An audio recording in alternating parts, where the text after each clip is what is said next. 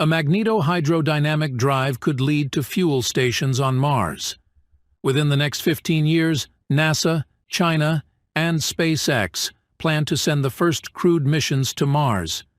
In all three cases, these missions are meant to culminate in the creation of surface habitats that will allow for many returns and, quite possibly, permanent human settlements.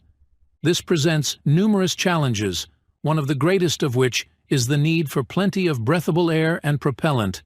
Both can be manufactured through electrolysis, where electromagnetic fields are applied to water to create oxygen gas and liquid hydrogen.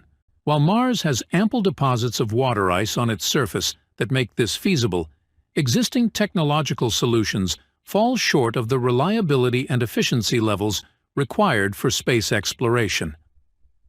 Fortunately, a team of researchers from Georgia Tech has proposed a magnetohydrodynamic drive for hydrogen and oxygen production in Mars transfer that combines multiple functionalities into a system with no moving parts. This system could revolutionize spacecraft propulsion and was selected by NASA's Innovative Advanced Concepts program for Phase 1 development. The proposal comes from Álvaro Romero Calvo, an assistant professor at the Georgia Institute of Technology, and his colleagues from the Georgia Tech Research Corporation. The system employs a magnetohydrodynamic electrolytic cell, which relies on electromagnetic fields to accelerate electrically conductive fluid, in this case water, without any moving parts. This allows the system to extract and separate oxygen and hydrogen gas in microgravity, removing the need for forced water recirculation and the associated equipment. As a specialist in low-gravity science, fluid mechanics, and magnetohydrodynamics, Romero Calvo and his team have spent many years investigating the applications of systems for spaceflight. The need for a dedicated study to assess the concept's feasibility and integration into a suitable oxygen production architecture ultimately motivated their proposal. In a previous study, Romero Calvo and co-author Dr. Katharina Brinkert noted how water harvested in situ would reduce vehicle launch masses. However, they also noted that operating this kind of machinery in microgravity presented many unknowns, most of which are not addressed by current research. In particular, they stressed how the absence of buoyancy in microgravity results in major technical challenges, like the need to detach and collect oxygen and hydrogen bubbles, which were traditionally addressed using forced water recirculation loops. However, they argued, this leads to liquid management devices composed of multiple elements and moving parts, which are complex, inefficient, and unreliable in space. As Romero Calvo explained in a recent Georgia Tech news release, the idea of using forces for liquid pumping is explored in the 1990 thriller The Hunt for Red October, where a stealth Soviet submarine powered by and drive defects to the United States.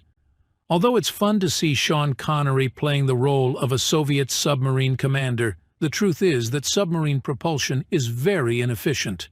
Our concept, on the contrary, works in the microgravity environment, where the weak force becomes dominant and can lead to mission-enabling capabilities. Instead of traditional recirculation loops, the proposed system relies on two distinct mechanisms to separate oxygen and hydrogen from water. The first comes from diamagnetic forces, which arise in the presence of strong magnetic fields and result in a magnetic buoyancy effect. Second, there are Lorentz forces, which are a consequence of the imposition of a magnetic field on the current generated between two electrodes. As Romero Calvo noted in their proposal paper, both approaches can potentially lead to a new generation of electrolytic cells with minimum or no moving parts, hence enabling human deep space operations with minimum mass and power penalties. Preliminary estimations indicate that the integration of functionalities leads to up to 50% mass budget reductions with respect to the oxygen generation assembly architecture for a 99% reliability level. These values apply to a standard 4-crew Mars transfer with 3.36 kilolon oxygen consumption per day. If successful, This system would enable the recycling of water and oxygen gas in long-term space travel. Romero Calvo and other colleagues at the Daniel Guggenheim School of Aerospace Engineering at Georgia Tech demonstrated in another paper that this technology could also have applications for water-based small-sat propulsion and other mission profiles where ISRU is a must.